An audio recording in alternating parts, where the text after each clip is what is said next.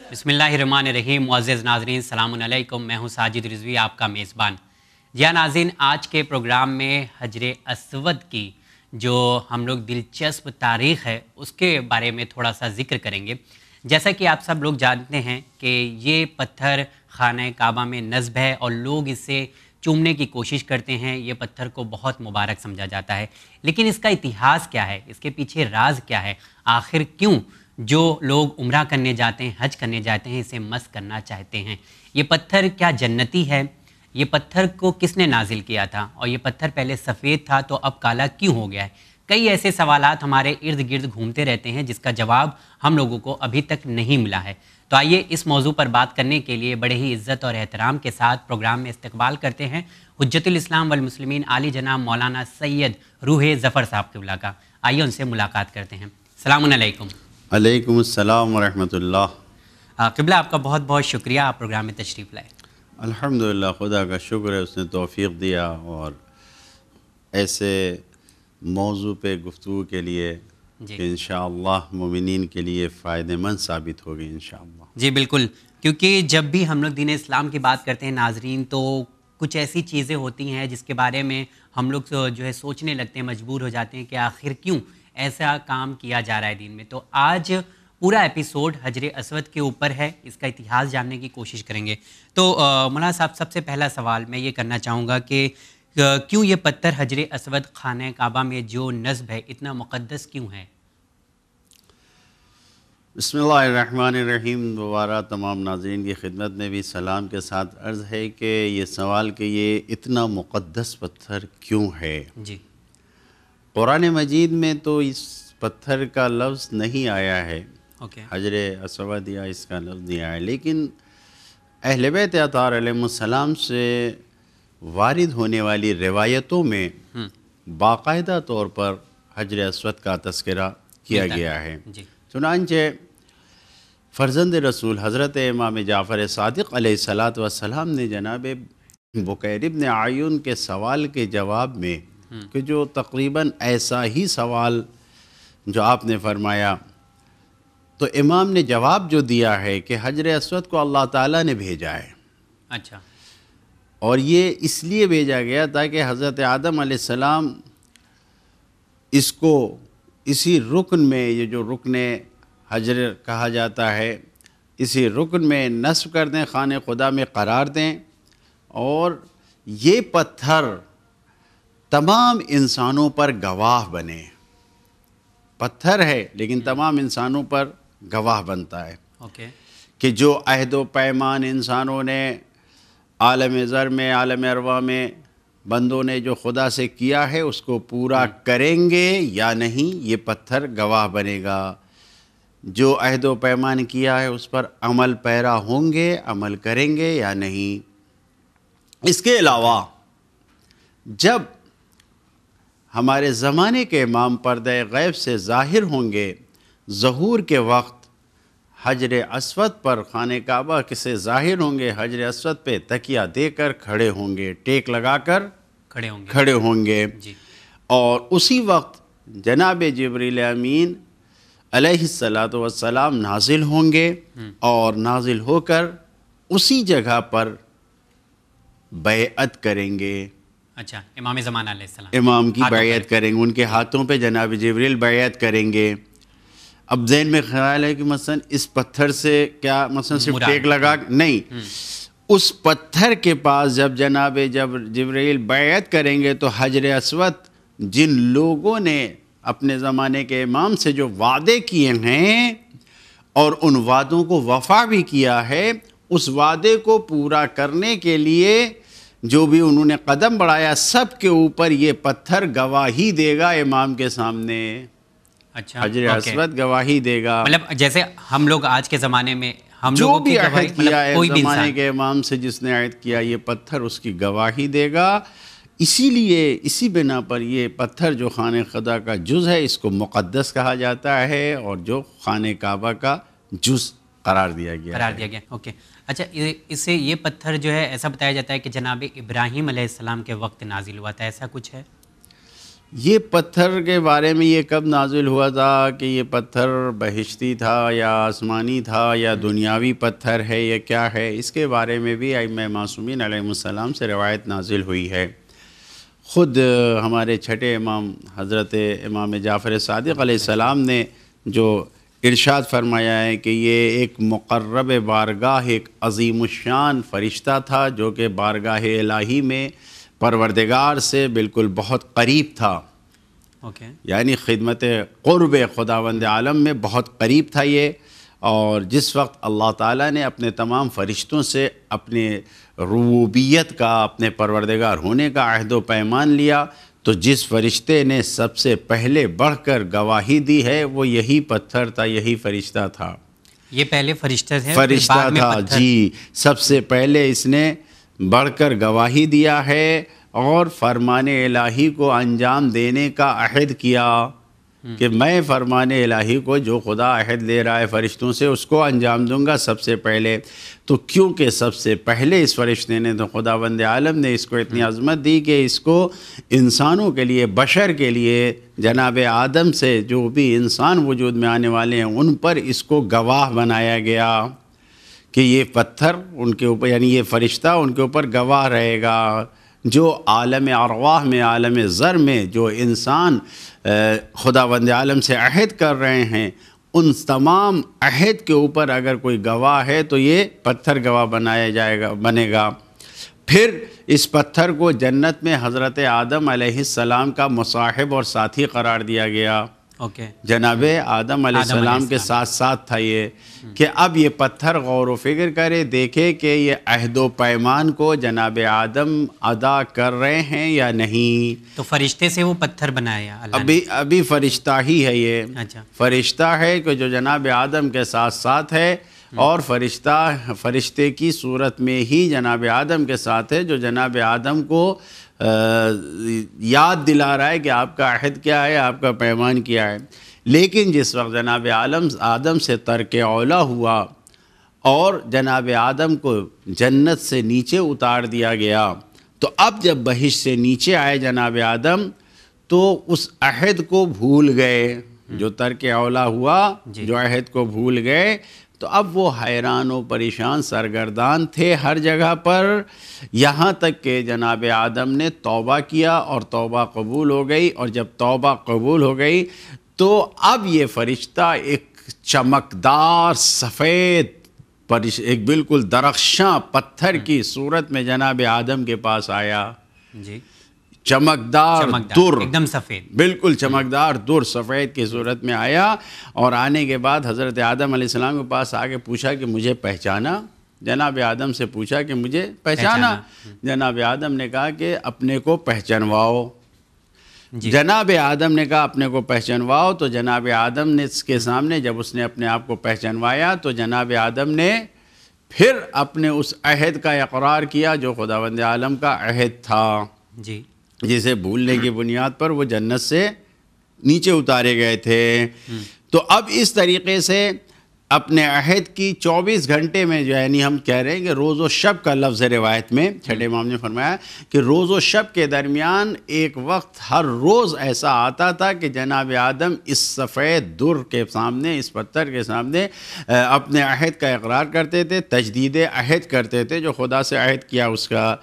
پھر یہاں تک کہ جناب آدم نے جس وقت اللہ کے حکم سے خانہ کعبہ کو بنایا اور پتھروں کی دیوار رکھ کے اور اس طریقے سے بنایا، تو جناب آدم نے اس جگہ پر اس رکن میں اس پتھر کو نصب کر دیا کہ یہ پتھر جناب آدم علیہ السلام نے کیا تھا، جناب آدم علیہ السلام نے اس پتھر کو نصب کر دیا۔ پھر اس کے بعد یہ پتھر اسی طریقے سے اس میں نصب رہا۔ دوسری روایت میں ہے کہ یہ پتھر جو ہے، یہ فرشتہ جب تھا تو اس فرشتے نے جس وقت رسالت کی گواہی سارے نبیوں سے، سارے رسولوں سے، سب سے لی جا رہی تھی، سارے فرشتوں سے، انسانوں سے نبی کی رسالت کی گواہی لی جا رہی تھی، تو سب سے پہلے جس نے اعتراف کیا، اقرار کیا، یہ پتھر تھا، یعنی یہی فرشتہ جو پتھر کی صورت میں آیا۔ اور اس کے بعد پھر اس کے بعد جب رسول کی رسالت کے بعد مولا علی کی ولایت اور وصایت کی گرفتاری وسیع ہونے کی، اور ان کے 12 جو جانشین 11 ہیں ان کے اولاد، سب کی گواہی میں سب سے پیش یہ پتھر رہا، روایت میں ہے کہ سب سے پیش رہا. تو یہ ایسا فرشتہ تھا جس پر خداوند عالم نے اپنی خاص نظر کرم کیا. اپنے خاص نظر کرم کی بنیاد پر خداوند عالم نے ایسا درجہ عطا کیا کہ یہ سب پر افضل و برتر قرار دیا گیا. اور یہی وجہ ہے کہ جس وقت قیامت میں حاضر کیا جائے گا تو یہ زبان گویا کے ساتھ حاضر ہوگا، چشم بینا کے ساتھ حاضر ہوگا، کہ زبان اس کی بول رہی ہوگی، آنکھیں اس کی دیکھ رہی ہوں گی، اور یہ تمام وہ بندے جو اللہ کے عہد و وفا کو پورا کیا ہے ان کے اوپر یہ پوری گواہی دے گا. اوکے، تو یہ جو آپ نے ہسٹری بتائی ہے یہ ہم لوگوں نے نہیں سنا تھا اتنا، لیکن ہم لوگوں نے جو سنا ہے وہ یہ ہے کہ جناب ابراہیم علیہ السلام کو جب خانہ کعبہ کی تعمیر کرنا تھا تب جو ہے یہ پتھر کو نازل کیا گیا، اور یہ وہ کام کر رہا تھا، سیڑھیوں کا کام کر رہا تھا اس وقت. کیا اس طرح کی کوئی ایسا نہیں ہے. روایت میں یہ ہے کہ حالات کے اعتبار سے جب حالات گزرتے رہے اور پھر جناب ابراہیم کا زمانہ آیا اور جناب ابراہیم نے خانہ کعبہ کو تعمیر نہیں کیا کہ مثلا نئے سرے سے بنایا ہو. تو یہ خانہ کعبہ جناب آدم علیہ السلام تھا جہاں پر اس کی دیواروں کو بلند کیا. قرآن مجید کی آیت ہے وَإِذْ يَرْفَعُ إِبْرَاهِيمُ الْقَوَاعِدَ، يَرْفَعُ کے معنی بلند کرنا. اچھا، بنیاد ڈالنا نہیں جناب ابراہیم ہم لوگ سمجھتے تھے کہ بنیاد ڈالا جناب ابراہیم علیہ السلام. خانہ کعبہ کی بنیاد نہیں ڈالی ہے، جناب ابراہیم نے خانہ کعبہ کو اور بلند کیا، تعمیر کیا ہے. تو اب جب جناب ابراہیم نے بنایا تو کوہ ابو قبیس میں، اب یہ اس وقت یہ پتھر حالات کے اعتبار سے کسی طریقے سے کیا حالات گزرے کہ یہ پتھر روایت میں ہے کہ کوہ ابو قبیس میں محفوظ کر دیا گیا تھا. اچھا، وہاں سے جب آواز آئی اور یہ پتھر یہ خود گویا ہوا اور جناب ابراہیم اور اسماعیل نے اس آواز کو سنا اور گئے اور وہاں سے لا کے اور پھر جناب ابراہیم نے جو دیوار بلند کر رکھی تھی تو اور دوسرے پتھروں پہ چڑھ کے بلندی پہ اس کو جا کے نصب کیا. یہ جناب ابراہیم نے نصب کیا ہے اس طریقے سے. جناب ابراہیم علیہ السلام نے نصب کیا ہے خانہ کعبہ میں. جی یعنی یہ غلط نہیں ہے کہ جناب ابراہیم نے نصب کیا. جناب ابراہیم نے گویا یوں کہا جائے کہ نئے سرے سے جب خانہ کعبہ کو بنایا تو اب یہاں پر کوہ ابو قبیس میں یہ یعنی جو ابو قبیس نامی پہاڑ ہے اس پہ جہاں وہ کہاں پہ وہیں پہ ہے، وہیں قریب میں ہی ہے. حالانکہ ابھی تو سب نئے تعمیرات میں اس کو برابر کر کے زمین ہموار کی جا رہی ہے اور اس طریقے سے کیا جا رہا ہے. بہرحال تو وہاں سے یہ پتھر لا کے جناب ابراہیم نے اس وقت وہاں پر خانہ کعبہ میں نصب کیا ہے. اچھا، لیکن اس میں ایک چیز جو ہم لوگوں کو نہیں سمجھ میں آتی ہے کہ وہ یہ ہے کہ خانہ کعبہ کبھی مطلب اس زمانے میں گر گیا تھا یا اختلاف ہو گیا تھا کسی طریقے کا، تو اس کے بعد تھوڑا سا بحث ہونے لگی گروپ میں. تو کیا اس طرح کے بھی واقعات پیش آئے تھے؟ بتایا جاتا ہے کہ رسول اکرم حضرت محمد مصطفیٰ صلی اللہ علیہ وسلم نے اس کو نصب کیا. پھر بالکل یہ تو تاریخی واقعہ ہے. جی، ہوا یوں کہ سیلاب آیا اور اتنا زبردست سیلاب آیا. دور جاہلیت تھا، سرکار رسالت مآب کی ولادت ہو چکی تھی. آپ دنیا میں تشریف جس میں ظاہری میں بشری میں تشریف لا چکے تھے. اب جو سیلاب آیا تو سیلاب میں اتنی زبردست تھی کہ مکہ میں یہ سیلاب کی وجہ سے خانہ کعبہ کی دیواریں بھی گر گئی. سیلاب آیا تھا. تو اب اس کے بعد جب سیلاب صاف ہوا، سب صاف ہو گیا، تو اب قریش کو یہ فکر ہوئی کہ اس کی دیواروں کو خانہ کعبہ کو بنایا جائے. خانہ کعبہ کی دیواریں قریش نے مل کے بنایا. تو کیا خانہ کعبہ گر گیا تھا اس وقت جب ڈھہ گیا تھا؟ جی، سیلاب کی دیواریں آئی تھی، دیوار ڈھہ گئی تھی. تو اب اس کے بعد جو نئے سرے سے خانہ کعبہ اس وقت بنایا، قریش نے دیواروں کو بنایا، جو بچی دیواریں تھیں اس کے اوپر تعمیر کر کے بلندی تک پہنچایا. تو اس وقت یہ اختلاف پیش آیا قریش کے درمیان کہ ہر قبیلہ اپنی برتری کو ظاہر کرنا چاہتا تھا کہ میں اس پتھر کو نصب کروں گا. یعنی ایک فخر کی بات تھی کہ ہم نصب کریں گے. تو یہ جو جھگڑا وغیرہ ہونے لگی تھی، سارے قبیلے جو تھے قریش کے آپس تو قریش کے یہ آپس میں لڑ گئے. یہاں تک کہ بات یہ آئی کہ تلوار کے ذریعے فیصلہ ہوگا، جو جیت جائے وہ لا کے نصب کر دے. خانہ کعبہ میں. جی تو اب اس کے لیے انہوں نے یہ کیا کہ ایک تشت لائے اور اس میں خون بھر کے اور اپنے جتنے ہر قبیلے کے تھے سب نے ہاتھ ڈوبا دیا. یہ نشانی تھی کہ خون میں ڈوبو اور جو بچ جائے گا وہ نصب کر لے گا. اچھا. اب جب یہ فضا تیار ہوئی تو اس وقت پھر بزرگوں نے یہ کہا کہ نہیں یہ تو خون ریزی صحیح نہیں ہے اس کام کے لیے اپنے آپ کو. تو یہ طے کیا گیا کہ کل صبح جو یہ باب شیبہ ہے اگر ادھر سے جو شخص سب سے پہلے آئے گا اس کو حکم بنایا جائے گا, اس کو قاضی بنا کے اس سے فیصلہ کروایا جائے گا, جو وہ فیصلہ کر دے گا اس پہ عمل کیا جائے گا. جی.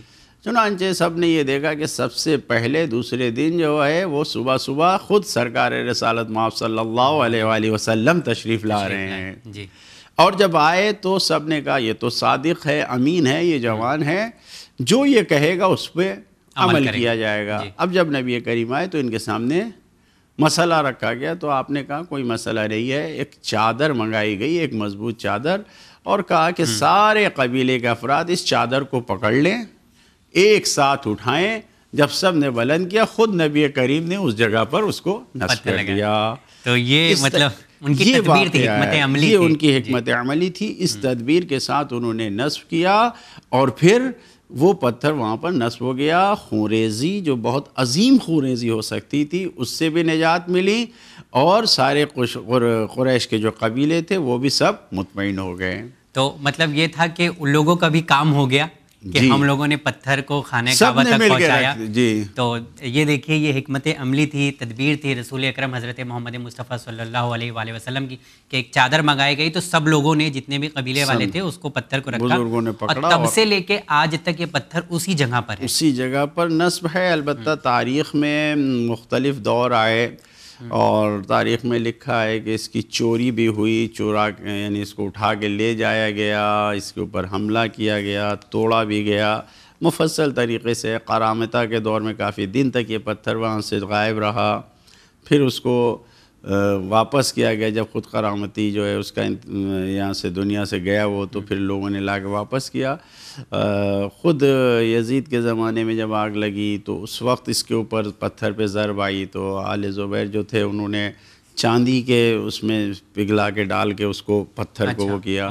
اسی لیے آج بھی چاندی کا کور ہے اور وہ پتھر بھی جو ٹکڑے ٹکڑے ہو گئے تھے انہی سب وجہوں سے تاریخ میں 2-3 ٹکڑے ہیں اندر, جی تقریباً 5 ٹکڑے بتائے جاتے ہیں کہ اس طریقے سے ہیں. تو یہ ساری تاریخ میں یہ سارے واقعات موجود ہیں, مختلف حالات اور دور سے پتھر یہ گزرتا ہوا حجر اسود آج تک جو اس طریقے سے تقریباً 400 سال ایسے ہیں کہ 400 سال سے تقریباً 900 کچھ میں جو نصب کیا گیا آخری دفعہ, تو اس کے بعد سے یہ ابھی وہیں پر ہے اور اسی شکل میں اسی طریقے سے باقی ہے. اچھا, اس کو لے کر ایک چیز اور بتائی جاتی ہے, وہ یہ ہے کہ یہ پتھر سفید تھا, دودھ سے بھی زیادہ سفید تھا, لیکن اب یہ کالا ہو گیا ہے. اس کے پیچھے کی ایک کہانی جو لوگ بتاتے ہیں کہ لوگ اتنا مس کیے ہیں, گناہیں اتنی زیادہ تھیں جس کی وجہ سے یہ پتھر کالا پڑ گیا. نہیں ایسا نہیں ہے, لوگوں نے مس کیا, یہ تو تھا سفید تھا, چمکدار تھا, لیکن ایک زمانہ ایسا آیا کہ پورے مکہ میں بت پرستی ہو گئی اور خانہ کعبہ میں بھی بت پرستوں نے ہی جا کر اس کی دیواروں کو جو چومنا شروع کیا. تو تاریخ میں یہ موجود ہے کہ کچھ سال تک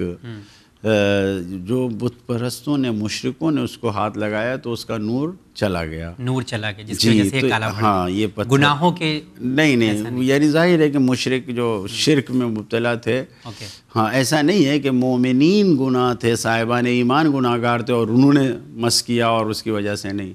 تو وہ ظاہر ہے کہ جو کہا جاتا ہے گناہوں کی وجہ سے, تو وہی مشرکین کے گناہوں کی وجہ سے جو شرک میں آلودہ تھے انہوں نے اس کو مس کیا. اس کی وجہ سے وہ جو اس کی سفیدی تھی, جو در بیضا کہا جاتا ہے, جو درخشاں در تھا, وہ در جو ہے وہ کالے اس طریقے سے کالے پتھر میں تبدیل ہو گیا.